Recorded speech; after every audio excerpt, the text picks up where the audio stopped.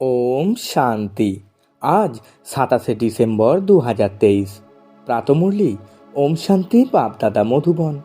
বাবা বলছেন, মিষ্টি বাচ্চারা, দেবতাদের থেকেও উত্তম কল্যাণকারী জন্ম হলো তোমাদের, অর্থাৎ ব্রাহ্মণদের।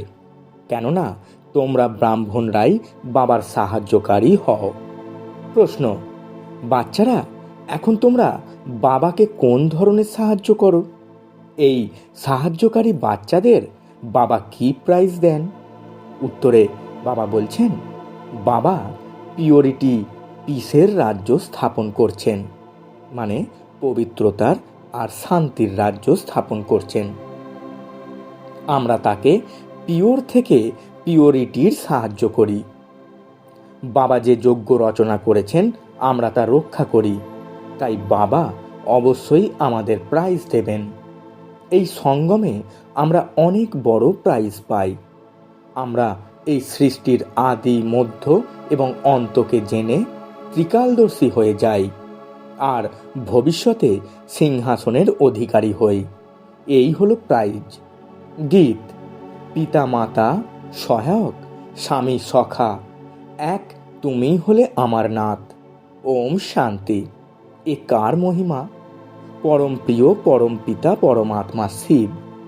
এ হলো তাঁরই মহিমা। তার নাম যেমন উচ্চ থেকে উচ্চ, তার ধামও তেমন উচ্চ থেকে উচ্চ। পরম পিতা পরম আত্মার অর্থ হলো সবার থেকে উচ্চ আত্মা। আর কাউকেই পরম পিতা পরমাত্মা বলা হয় না। তার মহিমা অপরম্পার। এমনও বলা হয় যে তার এমনই মহিমা যে তার পার বা সীমা পাওয়া যায় না। ঋষি মুনিরাও এমন বলতেন যে তার পার পাওয়া যায় না। তারাও নেতি নেতি বলে আসছেন।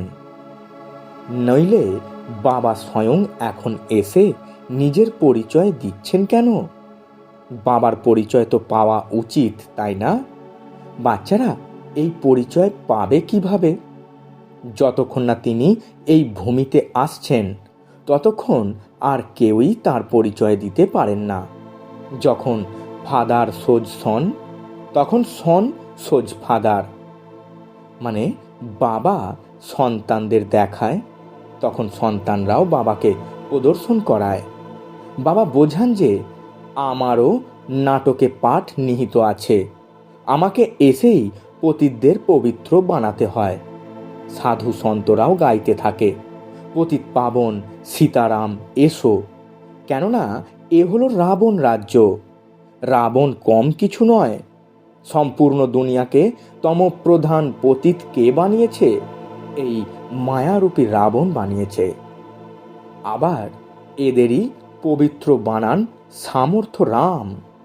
অর্ধেক কল্প রাম রাজ্য চলে, আবার অর্ধেক কল্প রাবণ রাজ্য চলতে থাকে। রাবণ কে এ কথা কেউই জানে না।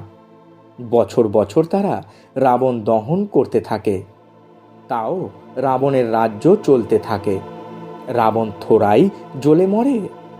মানুষ বলে পরম আত্মা সমর্থ, তাহলে রাবণের রাজ্য কেন করতে দেয়? বাবা বোঝান যে এই নাটক হলো হার জিতের, স্বর্গ আর নরকের। এই ভারতের উপরেই সম্পূর্ণ খেলা বানানো হয়েছে। এ হলো এক বানানো ড্রামা।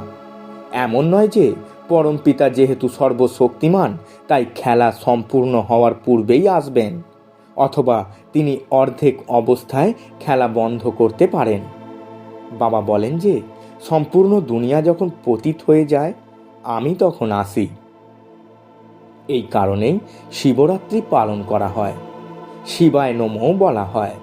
ব্রহ্মা বিষ্ণু শঙ্করকে দেবতায় নমঃ বলা হবে। শিবকে পরম আত্মায় নমঃ বলা হয়। বাবুলনাথ বা সোমনাথের মন্দিরে যেমন আছে, শিব কি তেমন? পরমপিতা পরম আত্মার রূপ কি এত বড় হতে পারে? অথবা আত্মাদের ছোট আর বাবার বড়, এমন কি হতে পারে? প্রশ্ন তো আসবেই। এখানে যেমন ছোটদের বাচ্চা আর বড়কে বাবা বলা হয়, তেমনি পরমপিতা পরম আত্মা অন্য আত্মাদের থেকে বড় আর আমরা আত্মারা কি ছোট? তা নয়। বাবা বলেন, বাচ্চারা, তোমরা আমার মহিমা গেয়ে থাকো। তোমরা বলো, পরম পিতার মহিমা অপরম্পার। তিনি হলেন মনুষ্য সৃষ্টির বীজ।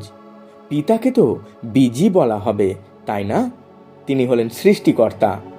বাকি যে সব বেদ, উপনিষদ, গীতা, যজ্ঞ, তপ, দান, পুণ্য, এই সবই হলো ভক্তি মার্গের সামগ্রী।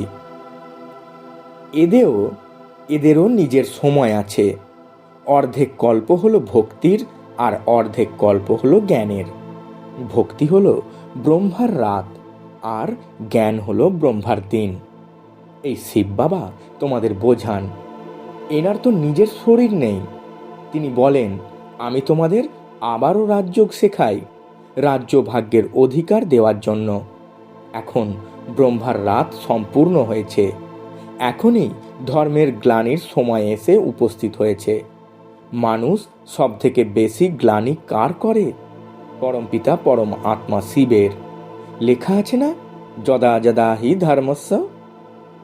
এমন নয় যে আমি আগের কল্পে সংস্কৃতে জ্ঞান দিয়েছিলাম। ভাষা তো এটাই। ভারতে যখন দেবী দেবতা ধর্ম স্থাপনের জন্য অতি মাত্রায় গ্লানি হয়, আমাকে মানুষ নুড়ি পাথরে বলে দেয়, আমি তখন আসি। যে ভারতকে স্বর্গ বানায়, পতিতকে পবিত্র বানায়, তার কত গ্লানি করেছে। বাবা বলছেন, বাচ্চারা, তোমরা জানো ভারত হলো সব থেকে পুরানো খণ্ড, যা কখনোই বিনাশ হয় না।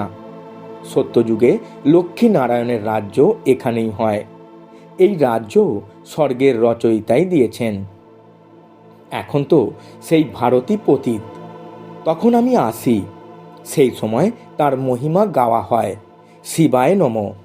এই অসীম জগতের ড্রামায় আমাদের সকল আত্মার পাঠ নিহিত আছে, যা রিপিট হয়, যার থেকে কোনো একটু টুকরো বের করে জাগতিক ড্রামা বানায়। এখন আমরা ব্রাহ্মণ, এরপর দেবতা হব। এ হলো ঈশ্বরীয় বর্ণ। এ হলো তোমাদের 84 জন্মের অন্ত।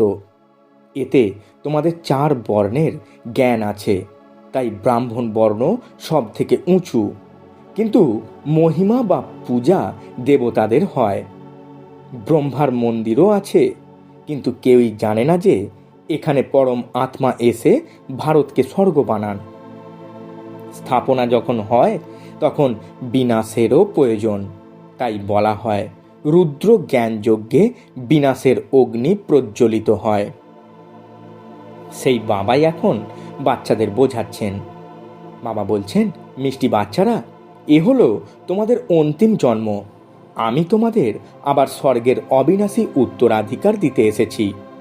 এ হলো তোমাদের অধিকার। কিন্তু যে আমার শ্রীমতে চলবে, আমি তাকে স্বর্গের উপহার দেব। ওরাও শান্তির উপহার পায়। বাবা কিন্তু তোমাদের স্বর্গের উপহার দেন। বাবা বলেন, আমি কিন্তু নেব না, আমি তোমাদের দ্বারা স্থাপনা করাই, তাই তোমাদেরই এই উপহার দেই। তোমরা তো শিব বাবার পৌত্র এবং ব্রহ্মার সন্তান। এত বাচ্চা তো প্রজাপিতা ব্রহ্মাই দত্তক নেবেন, তাই না? এই ব্রাহ্মণ জন্ম হলো তোমাদের সব থেকে উত্তম জন্ম। এ হলো কল্যাণকারী জন্ম। দেবতাদের জন্ম অথবা শূদ্রদের জন্ম কল্যাণকারী নয়। তোমাদের এই ব্রাহ্মণ জন্ম হলো খুবই কল্যাণকারী, কেননা তোমরা বাবার সাহায্যকারী হয়ে এই সৃষ্টিতে পবিত্রতা এবং শান্তি স্থাপন করো।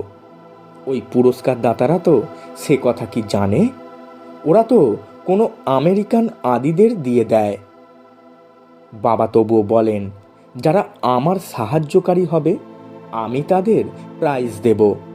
পবিত্রতা থাকলে সৃষ্টিতে শান্তি এবং সমৃদ্ধিও থাকবে। এ তো বেশ্যালয়। সত্যযুগ হলো শিবালয়। শিব বাবা সেই যুগ স্থাপন করেছেন। সাধু সন্ন্যাসীরা হলেন হঠযোগী। তারা গৃহস্থ ধর্মের মানুষদের সহজ রাজযোগ শেখাতে পারেন না। যতই হাজার বার গীতা মহাভারত পড়ুক না কেন, ইনি তো সবার বাবা।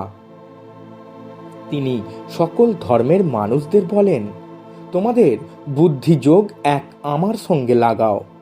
আমিও এক ছোট বিন্দু, এত বড় নই। আত্মা যেমন, আমিও ঠিক তেমনই পরমাত্মা। আত্মাও এই ভ্রুকুটির মধ্যে থাকে। এত বড় হলে এখানে কি করে বুঝতে পারত? আমিও ঠিক আত্মারই মতো। আমি কেবল জন্ম মরণ রহিত, সদা পবিত্র। আর আত্মারা জন্ম মরণে আসে। আত্মা পবিত্র থেকে পতিত, আবার পতিত থেকে পবিত্র হয়। বাবা এখন আবার সবাইকে পতিত থেকে পবিত্র বানানোর জন্য এই রুদ্র জ্ঞান যজ্ঞ রচনা করেছেন। এরপরে সত্যযুগে কোনো যজ্ঞ হয় না। আবার দাপর যুগ থেকে অনেক প্রকারের যজ্ঞ রচনা করা হয়। সম্পূর্ণ কল্পে এই রুদ্র জ্ঞানযজ্ঞ একবারই রচনা করা হয়, এতেই সকলের আহুতি হয়। এরপর আর কোনো যজ্ঞের রচনা করা হয় না। কোনো বিপর্যয় এলেই যজ্ঞের রচনা করা হয়। বর্ষা না হলে বা অন্য কোনো বিপর্যয় এলে যজ্ঞ রচনা করা হয়। সত্যযুগ আর ত্রেতায় কোনো বিপর্যয় হয় না। এই সময় অনেক প্রকারের বিপর্যয় আসে, তাই সব থেকে বড় শেঠ শিব বাবা যজ্ঞ রচনা করিয়েছেন। তাই তিনি প্রথম থেকে সাক্ষাৎকার করান কেমনভাবে আহুতি পড়ে, কেমনভাবে বিনাশ হবে, কেমন করে পুরানো দুনিয়া কবরখানা হয়ে যায়। এই পুরানো দুনিয়াতে তোমরা কেন মন লাগাবে? তাই তোমরা বাচ্চারা এই পুরানো দুনিয়ার সন্ন্যাস করো। ওই সন্ন্যাসীরা তো কেবল গৃহের সন্ন্যাস করে। তোমাদের তো গৃহ ত্যাগ করতে হবে না। এখানে গৃহস্থ জীবন দেখাশোনা করেও তোমাদের কেবল এর থেকে মমত্ব দূর করতে হবে। এ সবই মৃত, এতে কেন মন আটকে রাখবে? এ তো মৃতের দুনিয়া। তাই বলা হয় পরিস্থানকে স্মরণ করো, কবরস্থানকে কেন স্মরণ করছো? বাবাও দালাল হয়ে তোমাদের বুদ্ধির যোগ তাঁর সাথে যুক্ত করেন। এ কথা তো বলা হয় আত্মা পরম আত্মা আলাদা রয়েছে বহুকাল। এ মহিমাও তাঁরই। কলিযুগী গুরুকে পতিত পাবন বলা যাবে না। তাঁরা তো সদ্গতি করতে পারেন না। হ্যাঁ, তারা শাস্ত্র শোনান, ক্রিয়াকর্ম করান। শিব বাবার কোনো টিচার বা গুরু নেই। বাবা তো বলেন, আমি তোমাদের স্বর্গের উত্তরাধিকার দিতে এসেছি। সে তো তোমরা সূর্যবংশী হও বা চন্দ্রবংশী। তোমরা তা কিভাবে হও? লড়াই করে? তা নয়। না লক্ষ্মীনারায়ণ লড়াই করে রাজ্য নিয়েছে, আর না রাম সীতা। তারা এই সময় মায়ার সঙ্গে লড়াই করেছে। তোমরা হলে গুপ্ত যোদ্ধা, তাই তোমাদের শক্তি সেনাদের কেউ জানে না। তোমরা যোগ বলের দ্বারা সম্পূর্ণ বিশ্বের মালিক হও। বাবা বলছেন, তোমরাই এই বিশ্বের রাজ্য হারিয়েছিলে, আবার তোমরাই তা এখন পাচ্ছ। তোমাদের এই উপহার বাবা দেন। এখন যারা বাবার সাহায্যকারী হবে তারাই অর্ধেক কল্পের জন্য শান্তি আর সমৃদ্ধির উপহার পাবে। বাবা তাদেরই সাহায্যকারী বলেন যারা অশরীরী হয়ে বাবাকে স্মরণ করে, সদর্শন চক্র ঘোরায়, শান্তিধাম, সুইট হোম আর সুইট রাজধানীকে স্মরণ করে পবিত্র থাকে। এ কত সহজ। আমরা আত্মারাও স্টার। আমাদের বাবা পরম আত্মাও স্টার। সে এত বড় নয়, কিন্তু স্টারের পূজা কিভাবে হবে? তাই পূজা করার জন্য এত বড় বানানো হয়েছে। পূজা তো প্রথমে বাবার হয়, তারপর অন্যদের হয়। লক্ষ্মীনারায়ণের কত পূজা হয়, কিন্তু তাদের এমন কে বানান? সবার সদ্গতি দাতা হলেন বাবা। বলিহারি তো ওই একজনের। তার জয়ন্তী হলো হীরের তুল্য, বাকি সকলেরই জন্ম করির তুল্য। শিবায় নমঃ। এ হলো তাঁরই যজ্ঞ, যা তোমাদের ব্রাহ্মণদের দ্বারা তিনি রচনা করিয়েছেন। তিনি বলেন, যে আমাকে পবিত্রতা এবং শান্তি স্থাপন করতে সাহায্য করবে তাকে আমি এমন ফল দেব। ব্রাহ্মণদের দ্বারা যখন যজ্ঞ রচনা করিয়েছেন তখন দক্ষিণা তো তিনিই দেবেন, তাই না? তিনি এত বড় যজ্ঞের রচনা করিয়েছেন। আর কোনো যজ্ঞই এত বড় সময় ধরে চলে না। তিনি বলেন, যে আমাকে যত বেশি সাহায্য করবে আমি তাকে ততই প্রাইজ দেব। আমি সকলকে প্রাইজ দিই, আমি কিছুই নিই না, সবই তোমাদের দিয়ে দিই। এখন তোমরা যা করবে তাই পাবে। অল্প করলে প্রজাতে চলে যাবে। গান্ধীকেও যে সাহায্য করেছিল সেও তো প্রেসিডেন্ট, মিনিস্টার ইত্যাদি হয়েছিল। এ তো হলো অল্পকালের সুখ।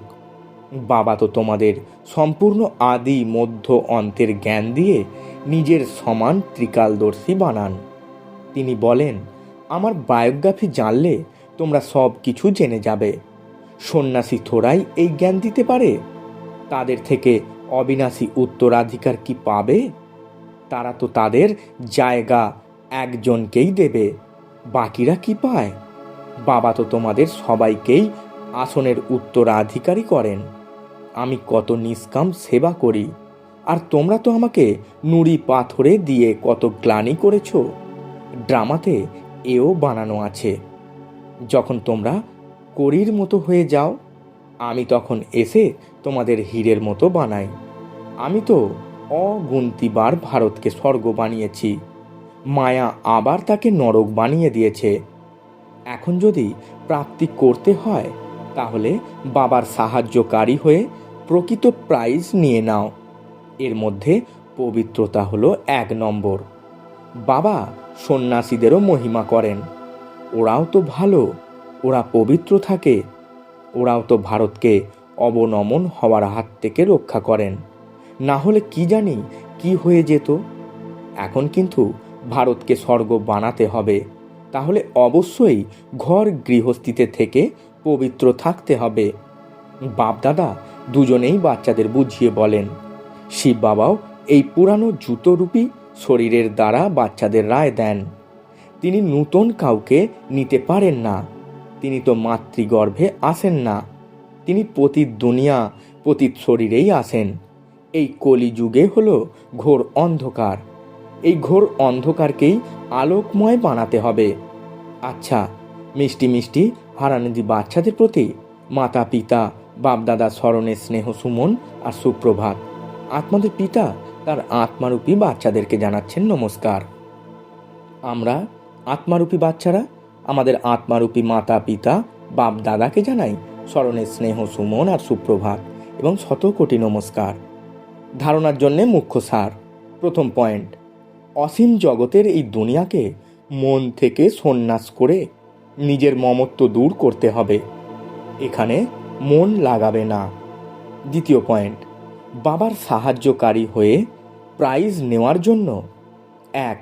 অশরীরী হতে হবে, 2. পবিত্র থাকতে হবে, 3. সদর্শন চক্র ঘোরাতে হবে, 4. সুইট হোম আর সুইট রাজধানীকে স্মরণ করতে হবে। বরদান, বিশেষত্বকে সামনে রেখে সর্বদা খুশি মনে এগিয়ে যাওয়া, নিশ্চয় বুদ্ধি বিজয়ী রত্ন ভব। ব্যাখ্যায় বাবা বলছেন, নিজের যা কিছু বিশেষত্ব রয়েছে তাকে সামনে রাখো। তাহলে দুর্বলতার প্রতি নয়, নিজের প্রতি বিশ্বাস থাকবে। দুর্বলতার কথা বেশি চিন্তা করো না, তাহলে খুশি মনে এগিয়ে যেতে থাকবে। এই নিশ্চয় রাখো যে বাবা সর্বশক্তিমান। তাহলে তার হাত যে ধরে থাকে সে পারে পৌঁছবেই। এমন সদা নিশ্চয় বুদ্ধি বিজয়ী রত্ন হয়। নিজের প্রতি নিশ্চয়, বাবার প্রতি নিশ্চয়, আর ড্রামার প্রতিটি সিন দেখেও তাতে সম্পূর্ণ নিশ্চিত থাকলে তখনই বিজয়ী হতে পারবে। স্লোগান, পিওরিটির রয়্যালটিতে থাকো, তাহলে জাগতিক আকর্ষণ থেকে পৃথক হয়ে যাবে। ওম শান্তি, নমস্কার।